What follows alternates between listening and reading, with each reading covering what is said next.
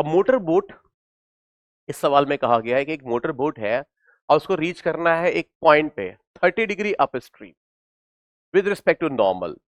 ठीक है भाई, चलिए ये इसको ही नॉर्मल बोल रहे होंगे, और ये 30 डिग्री नॉर्मल मतलब यहां से 30 डिग्री पर यहां पे पहुंचना है भाई।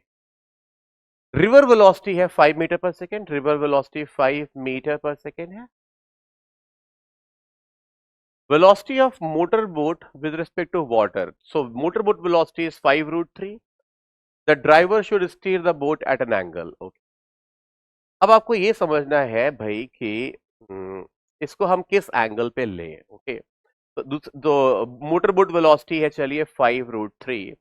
अब ये मैंने मान लिया कि ये थीटा के एंगल पर है, राइट, और ये एंगल ऑब्वियसली 60 हो जाएगा। अब हम चाहते हैं चले इस तरफ, तो इन दोनों का रिजल्टेंट इस तरफ होना चाहिए।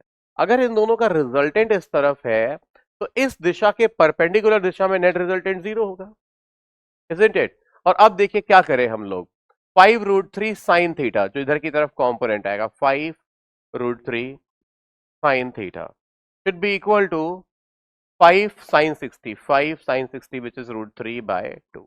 और जरा सॉल्व कर लेते हैं। देखिए यहाँ पे बड़े आसानी से आपको दिख रहा है साइन थीटा 30 आ गया है, साइन थीटा 1/2 आ गया, तो थीटा 30 हो गया है। थीटा 30 हो गया, इसका मतलब this is 30। So 5 root 3 should be along this line, इस लाइन के अलोंग होना चाहिए 5 रूट 3 भाई। तो भाई नॉर्मल के अलोंग चलना चाहिए। अब इन्होंने कहा है कि 120, ये तो गलत है, स्ट्रीम डायरेक्शन से देखे तो 90 आ रहा है। 30 degree with respect to normal गलत है।